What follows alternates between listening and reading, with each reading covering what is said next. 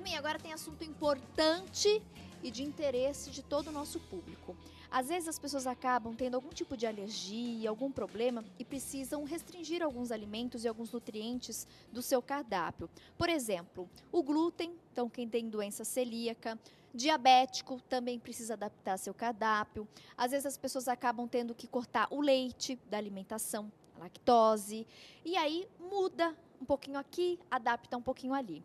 Mas também existem pessoas que não têm necessariamente nenhuma restrição, nenhuma condição médica, né, específica e acabam por conta própria tirando alguns alimentos do dia a dia do cardápio.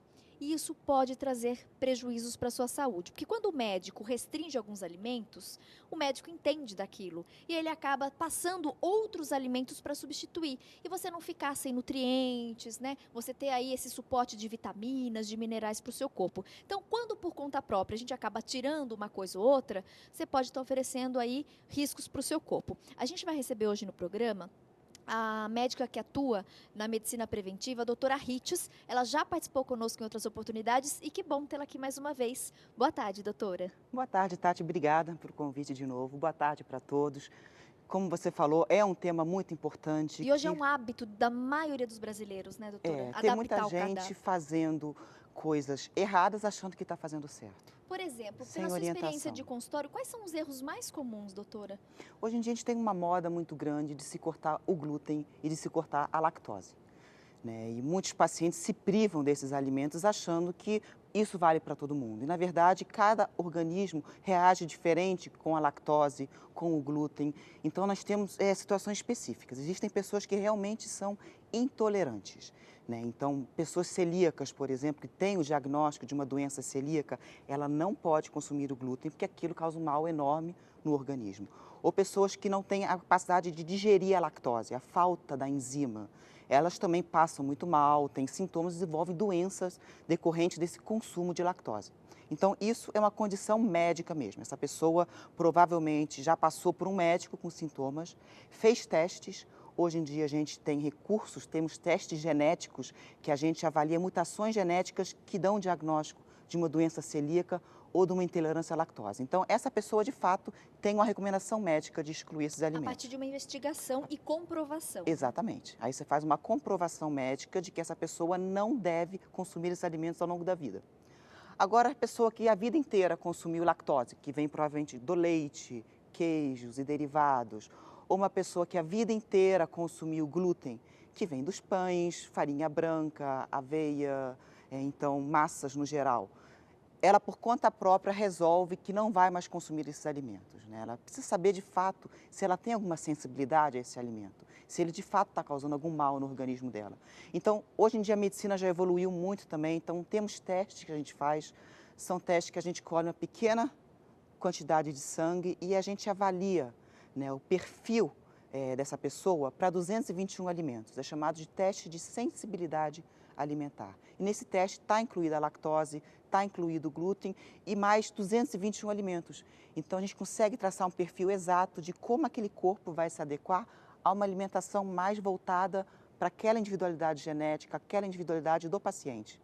Doutora, e quais são os principais riscos, por exemplo, para aquela pessoa que não recebe esse diagnóstico, que não tem essa orientação, né, esse acompanhamento médico e por conta própria acaba deixando de consumir, né? Seja o glúten, seja os alimentos, né, os leite, Isso. derivados. Vamos pensar o seguinte, um paciente que tem um grande consumo, por exemplo, de leite, de queijo, de iogurtes, e de uma hora para outra ele resolve que ele vai excluir isso da alimentação dele. Mal ou bem, esses alimentos são alimentos importantes, fontes de proteína e de cálcio. Então ele tem que ter alguma alternativa para substituir essa falta do cálcio e da proteína que ele tinha no dia a dia da dieta. Então ele vai precisar de uma orientação médica ou nutricional para ele poder compensar essa retirada com outros alimentos que venham a substituir e ele não ter nenhuma deficiência, não fique aí com nenhuma falta de nenhum nutriente ou uma diminuição do aporte proteico diário dele. E no caso do glúten? O glúten, na verdade, ele não soma muito na dieta. É que realmente, se você tirar e botar uma dieta sem glúten, ela fica muito restritiva. Então, essa pessoa provavelmente vai cortar muito das massas, dos pães, macarrão, aveia. Então, ela teria que ter alguma alternativa para essas fontes todas de carboidrato que ela está ingerindo. Como hoje em dia a parte da alimentação e a indústria alimentícia evoluiu muito e conseguiu se adaptar a esses casos bem específicos, a gente já tem uma oferta enorme de alimentos substitutos. Então, eles vêm sem o glúten. A gente tem macarrão sem glúten, a gente tem pão sem glúten.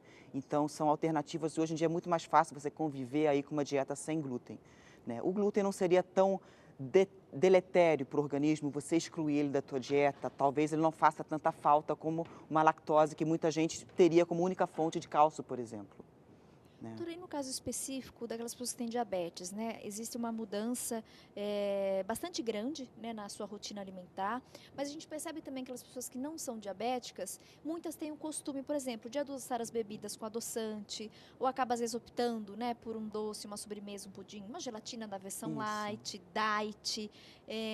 Isso também acaba sendo um risco? Pode se tornar um problema lá na frente? Em relação ao açúcar, eu já penso um pouco diferente, Tati. Assim, o açúcar é um grande mal da humanidade.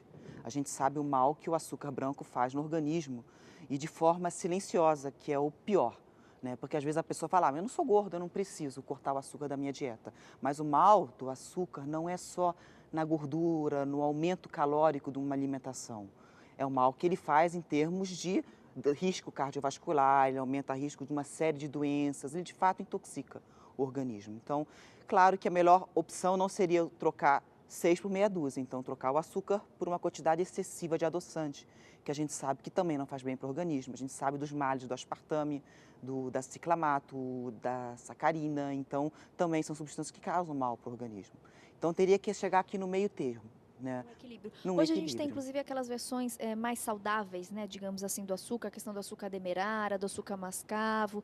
E às vezes as pessoas, até quando buscam uma alimentação um pouquinho mais adequada, acabam recorrendo, né, para esses tipos de açúcar. Diminuindo a quantidade, claro, né, que é fundamental, e também procurando, né, por exemplo, o açúcar mascavo ou o demerara. Então, na sua avaliação, doutora, o importante mesmo é a gente, de fato, evitar esse açúcar refinado e quando for consumir aí com muito cuidado e com muita consciência. Com certeza, né? Porque por mais que a pessoa não tenha uma doença que indique esse corte do açúcar, a pessoa não é diabética, a pessoa não é gorda, mas esse consumo aumentado de açúcar ele gera pico de insulina no sangue. O que significa isso? O açúcar ele entra muito rápido na circulação sanguínea. Então, a glicose, que é o açúcar no sangue, sobe muito rápido, né? Isso exige um trabalho muito intenso do nosso pâncreas para baixar essa glicose de novo do organismo.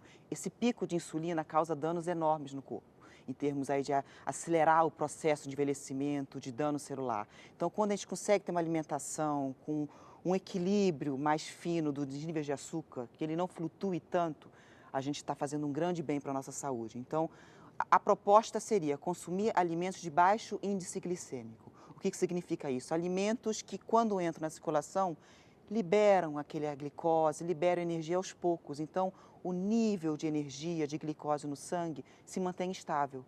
Isso fala muito a favor de um processo de envelhecimento mais saudável, num controle de composição corporal muito mais fácil, prevenção de algumas doenças.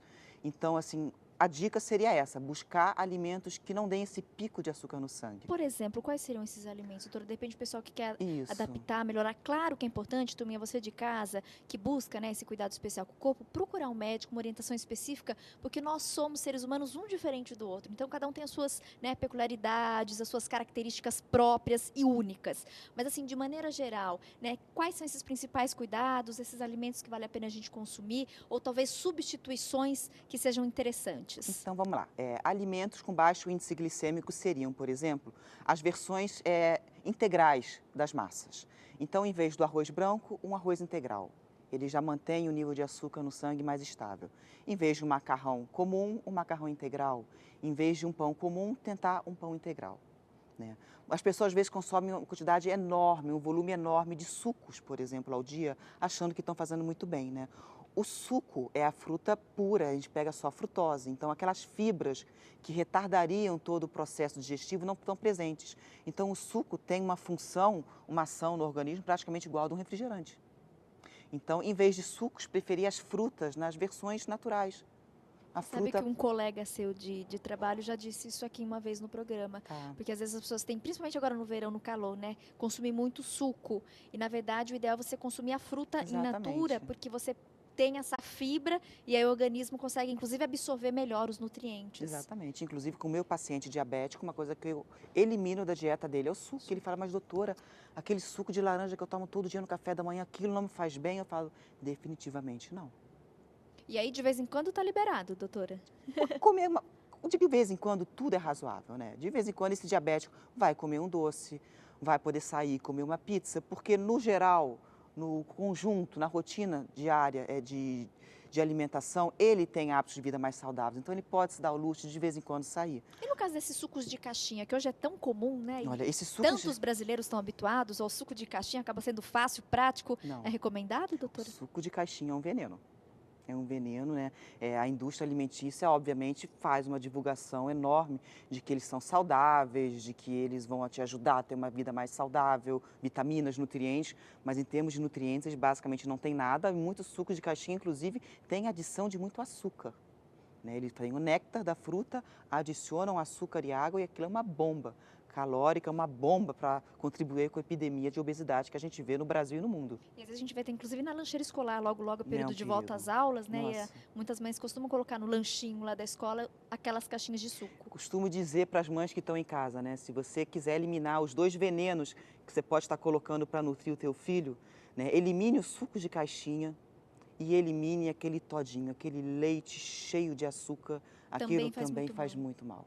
Exatamente pela essa alta concentração de Alta açúcar? concentração de açúcar. Perfeito. Tá aí, mais uma participante hoje do programa. Que delícia, né? A gente poder ter aí as opiniões desses médicos, desses especialistas. Que bom a gente ficar informado sobre os alimentos, sobre as dietas e tomar, de fato, atitudes conscientes, né? Com responsabilidade. Cuida do teu corpo, viu, minha amiga? Você mora dentro dele. Então, é fundamental esse cuidado, essa disciplina, né? Não é que, tá proibido, nunca mais pode. Mas foi o que a doutora acabou de falar pra gente, né? De vez em quando. Então, né? De fato, de uma maneira muito consciente, você pode. Agora, o que você não pode é exagerar. Porque lá na frente o seu corpo vai aí trazer os resultados. E na maioria das vezes, resultados nada bons. Mais uma vez conosco, doutora Hitz, ela que trabalha na área da medicina preventiva. Muito obrigada, viu, doutora? Foi um prazer revê-la. Obrigada pela E participação. volte em outras oportunidades. Com certeza, voltarei outras vezes. Feliz 2015. Para todos nós, com muita saúde e que as dicas tenham sido valiosas, que você consiga aplicá-las no seu dia a dia para ganhar um pouquinho mais de saúde e bem-estar. Ai, tomara. Nunca é demais. Gente, intervalo rapidinho e na sequência eu volto com mais dicas. Continue conosco. Até daqui a pouco.